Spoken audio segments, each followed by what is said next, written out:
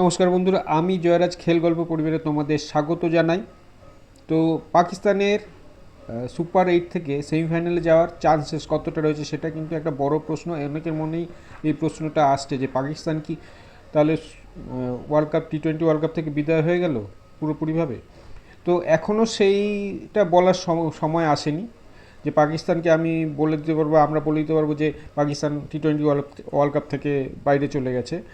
তবে হ্যাঁ, পাকিস্তানের যা এখন সিচুয়েশান তাতে পাকিস্তানের চান্সেস একদম পুরোপুরি 90% যে ওয়ার্ল্ড কাপ থেকে বেরিয়ে যেতে পারে। 10% কেন নেই সেটা আমি বলছি। প্রথম কথা হচ্ছে গিয়ে পাকিস্তানের যে গ্রুপে রয়েছে, যে 4টি টিম রয়েছে, তার মধ্যে ইংল্যান্ডের সাথে পাকিস্তান হেরেছে এবং নিউজিল্যান্ডের সাথে পাকিস্তান পয়েন্ট শেয়ার করেছে, যেহেতু বৃষ্টির কারণে ম্যাচটি অ্যাবান্ডন হয়েছিল, এক এক পয়েন্ট পেয়েছিল। তো গ্রুপ 2-তে এখন ইংল্যান্ড 2টি ম্যাচ খেলেছে, একটি শ্রীলঙ্কার সাথে একটি পাকিস্তানের সাথে, দুটিতেই জয় পেয়ে তাদের সংগৃহীত পয়েন্ট 4 এবং রান রেট 1.491 এরকম সামথিং হবে, প্লাস আর কি। সেকেন্ড পজিশানে রয়েছে নিউজিল্যান্ড, তারা একটি ম্যাচ খেলেছে এবং একটি ম্যাচে কোনো খেলা হয়নি, কোনো বল খেলা হয়নি, 1 পয়েন্ট পেয়েছে বৃষ্টির কারণে অ্যাবান্ডন হওয়াতে পাকিস্তানের সাথে ম্যাচটি।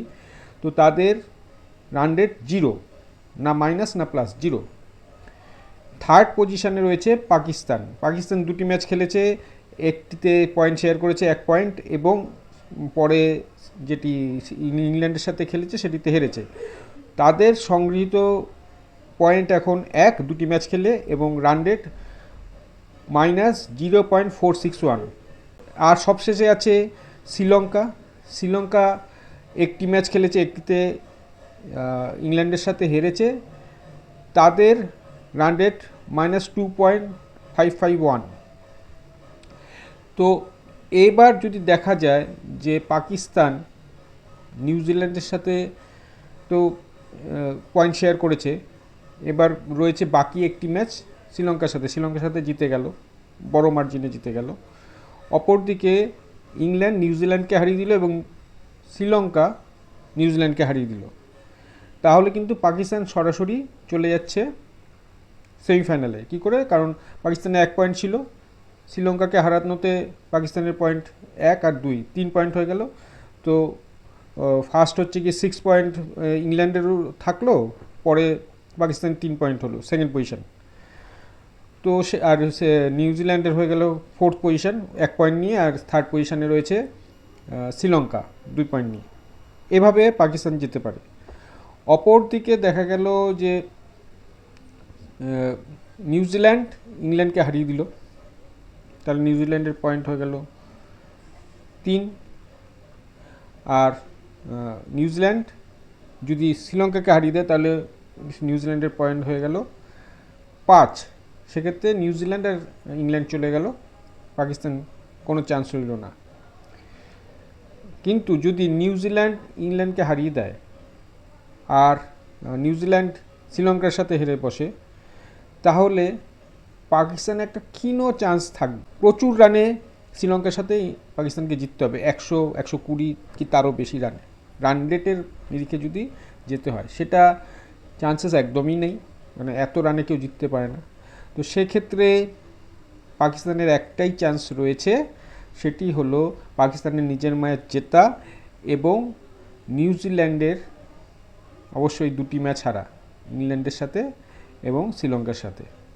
তো এই সমীকরণে পাকিস্তান যেতে পারে। তো এখন লেটস দেখা যাক যে কি হয়, পাকিস্তানের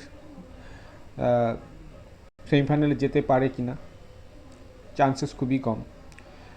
আর ভারতের কথায় আসি, ইন্ডিয়ার কথায় আসি। ইন্ডিয়াও যে খুব ভালো পজিশানে আছে আমি সেটা বলছি না, যে আমি আমার আগের ভিডিওতে বলেছি। তো ভারতের সমীকরণটা আমি সংক্ষিপ্ত আবারও বলে দিচ্ছি। ভারতের সমীকরণ হচ্ছে গিয়ে, ভারতকে 2টি ম্যাচই জিততে হবে, জিম্বাবুয়ের সাথে ম্যাচটিও জিততে হবে এবং ওয়েস্ট ইন্ডিজের সাথেও ম্যাচটি জিততে হবে, এবং যত বেশি ব্যবধানে জিতবে তত ভালো। এবং ওয়েস্ট ইন্ডিজকে অবশ্যই সাউথ আফ্রিকার সাথে হারতে হবে, এবং ইন্ডিয়ার সাথে তো হারতেই হবে। ইন্ডিয়াকে যেতে গেলে তো ওয়েস্ট ইন্ডিজকে এবং জিম্বাবুয়েকে হারতেই হবে। তো এইটা একদম প্লেন সমীকরণ। ইন্ডিয়াকে 2টো ম্যাচ জিততে হবে, ওয়েস্ট ইন্ডিজকে সাউথ আফ্রিকার সাথে হারতে হবে, তাহলে ইন্ডিয়া সরাসরি চলে গেল সেমিফাইনালে। আজ যদি না হয়, ওয়েস্ট ইন্ডিজ যদি হারিয়ে দেয় আমাদের সাউথ আফ্রিকাকে, তাহলে ইন্ডিয়াকে মানে আমাদের ওয়ার্ল্ড কাপ থেকে এবারের আশা শেষ, ইন্ডিয়াকে ওয়ার্ল্ড কাপ থেকে বেরিয়ে যেতে হবে। এই হলো সমীকরণ। তো বন্ধুরা, আজ এখানেই শেষ করছি, দেখা হচ্ছে পরের ভিডিওয়। তোমরা ভালো থেকো, সুস্থ থেকো, সঙ্গে থেকো, আর আমার এই ভিডিওটিকে অবশ্যই শেয়ার করো, আমার পেজটিকে ফলো, লাইক এবং সাবস্ক্রাইব করো। টাটা।